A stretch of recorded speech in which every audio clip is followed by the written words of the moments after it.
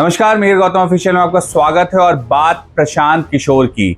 बिहार की राजनीति में एक साल पहले प्रशांत किशोर ने अपना दल बनाया जनसुराज, और उसका एक साल उस दल के बने हुए पूरा हो चुका है। इसके अवसर पर प्रशांत किशोर ने तमाम नेताओं के साथ पार्टी के बात की और अपना विजन रखा उनके सामने में, और भी बड़े नेता मौजूद थे। लेकिन ठीक उसी दिन सोशल मीडिया प्लेटफॉर्म एक्स पर प्रशांत किशोर एक्सपोज जो है वो ट्रेंड करने लगा। क्यों ऐसा हुआ आपको बताते हैं। बीजेपी के बड़े नेता और प्रवक्ता हैं प्रदीप भंडारी। उन्होंने समाचार चैनल न्यूज़ 24 पर यह दावा किया है कि प्रशांत किशोर ने टैक्स चोरी की है। दरअसल कुछ दिन पहले प्रशांत किशोर सामने आए थे।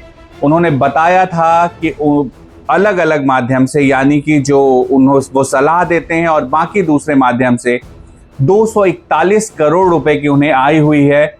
इस पर उन्होंने करीब 30 करोड़ जीएसटी भरा है, इनकम टैक्स भरा है और पार्टी को चंदा दिया है कई करोड़ रुपए का। ये जानकारी प्रशांत किशोर ने दी थी। 241 करोड़ रुपया फीस के तौर पर मैंने पिछले 3 साल में जमा किया है।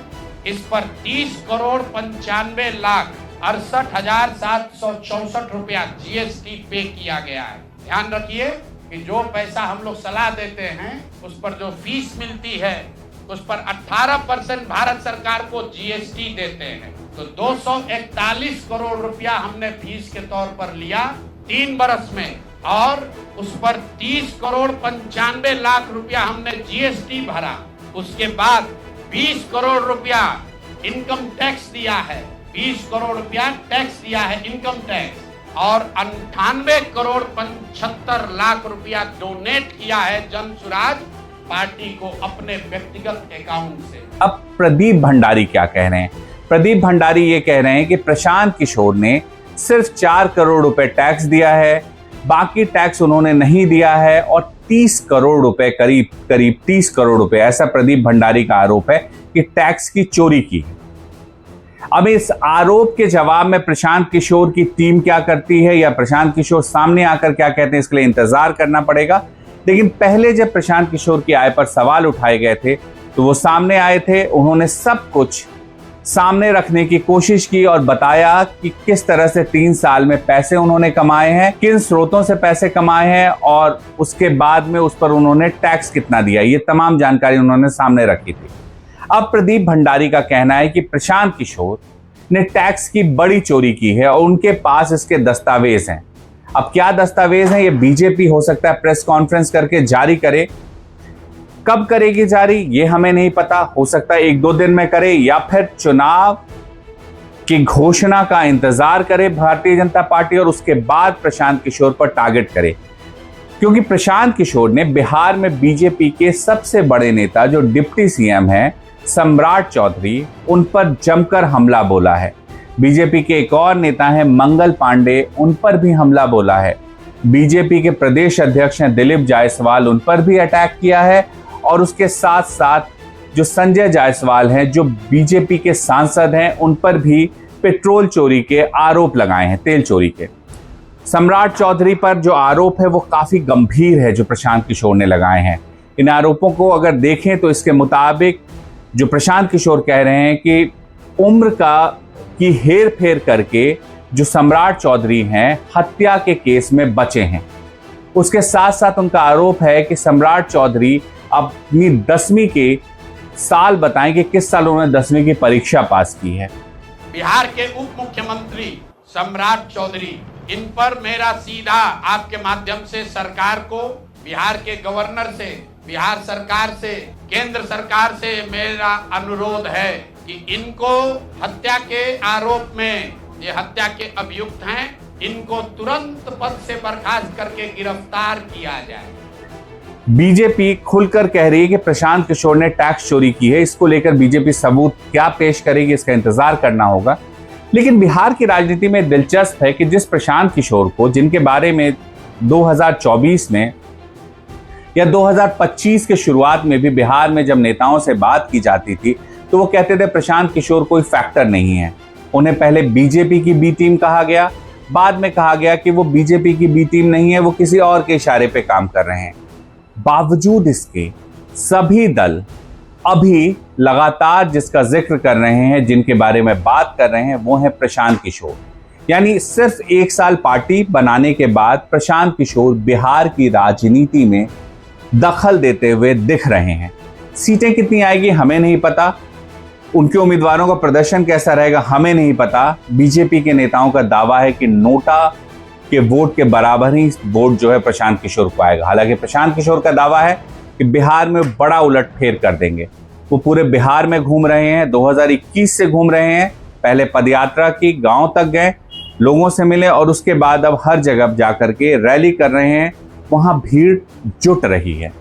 भीड़ तो बिहार में हर किसी के सभा में जुट रही है, तो प्रशांत किशोर में भी जुट रही है।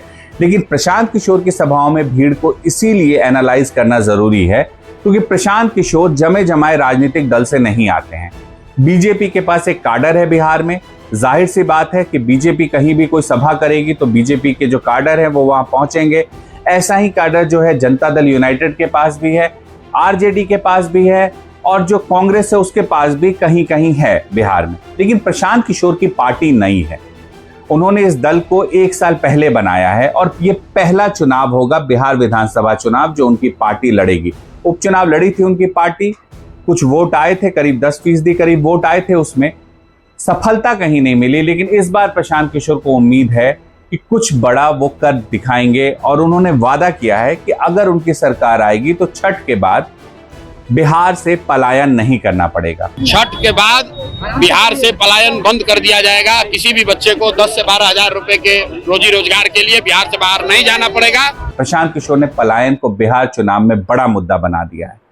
लेकिन उससे दिलचस्प यह है कि जिस प्रशांत किशोर को तमाम पार्टी पहले इग्नोर कर रही थी, बड़ी पार्टियां कह रही थी प्रशांत किशोर कुछ भी नहीं है, वो ऐसे ही आए हैं, वो चले जाएंगे, वो टाइम पास कर रहे हैं बिहार में, वही तमाम दल जो है अब प्रशांत किशोर पर जमकर बयानबाजी कर रहे हैं। उनके आरोपों का जवाब दे रहे हैं, उन पर आरोप लगा रहे हैं और प्रशांत किशोर भी सामने आकर जवाब दे रहे हैं। ये जो आरोप लगा है टैक्स चोरी का, इस पर जवाब कब तक आएगा इसके लिए इंतजार करना पड़ेगा। लेकिन बिहार का चुनाव दिलचस्प होता जा रहा है और प्रशांत किशोर फैक्टर कहीं ना कहीं नजर आ रहा है। कितनी सीटें आएगी मैं दोबारा कह रहा हूं, ये हमें नहीं पता है और हम बता भी नहीं सकते क्योंकि 243 विधानसभा है बिहार में। अलग अलग जगह अलग अलग मुद्दों पर लोग वोट डालते हैं। क्या पूरे बिहार में पलायन सबसे बड़ा मुद्दा बनेगा? क्या पूरे बिहार में जो प्रशांत किशोर रोजगार को मुद्दा बनाना चाहते हैं वो मुद्दा बनेगा? क्या पूरे बिहार में जो महिलाओं के लिए योजना की बात प्रशांत किशोर कर रहे हैं उस पर वो महिलाओं का वोट खींच पाएंगे? या फिर नीतीश कुमार, जिनके बारे में कहा जाता है कि महिलाएं सबसे ज्यादा उनको वोट देती हैं, भले वो शराबबंदी का फैसला रहा हो या उसके बाद भी तमाम स्कीम जो महिला के लिए वो लेकर के आए हैं, तो प्रशांत किशोर के लिए चुनौती होगी बिहार में। लेकिन ये उनका पहला चुनाव है तो जाहिर सी बात है उनके पास खोने के लिए कुछ भी नहीं है। जो कुछ भी होगा वो प्लस ही होगा उनके लिए। और आरोप भी जो है, इन आरोपों का जवाब अगर वो आकर के देते हैं और वो साबित कर देते हैं कि हाँ उनकी छवि पर जो दाग लगाने की कोशिश की जा रही है वो गलत है, तो इससे मतदाताओं के मन में प्रशांत किशोर के प्रति सहानुभूति भी उत्पन्न हो सकती है। चुनाव में बस कुछ दिन बचे हैं, मतदाता ही तय करेंगे कौन बिहार में शासन करेगा। लेकिन जन स्वराज पार्टी अच्छी भूमिका निभाती हुई फिलहाल दिख रही है और कई सर्वे जो है मैंने देखा है, जो सर्वे तमाम जगहों पे जा रहे हैं उसमें प्रशांत किशोर की जो लोकप्रियता है या मुख्यमंत्री पद को लेकर के प्रशांत किशोर की जो लोकप्रियता है वो लगातार बढ़ती दिख रही है। ये जन स्वराज पार्टी के लिए एक बोनस पॉइंट है कि उनकी लोकप्रियता बढ़ रही है। एक समस्या ये है कि प्रशांत किशोर छोड़ करके कोई दूसरा बड़ा चेहरा नहीं है जिसके आधार पर पार्टी बहुत कुछ कर पाए। तो पूरे बिहार में प्रचार का दारोमदार जो प्रशांत किशोर पर ही है, इसलिए तमाम आरोप भी जो झेलने होंगे ज्यादातर वो प्रशांत किशोर को ही झेलने होंगे। और जो अभी चल रहा है प्रशांत किशोर एक्सपोज्ड, इस पर प्रशांत किशोर की राय का इंतजार सबको रहेगा। क्या वाकई उन्होंने टैक्स की चोरी की है या फिर बीजेपी जो आरोप लगा रही है वो गलत है? क्या सच है वो सामने आ जाएगा और हम सब उसका इंतजार करेंगे। मेरे गौतम ऑफिशियल में फिलहाल इतना ही। आपको ये वीडियो कैसा लगा हमें जरूर बताइएगा। आपका फीडबैक हमारे लिए बहुत मायने रखता है। नमस्कार।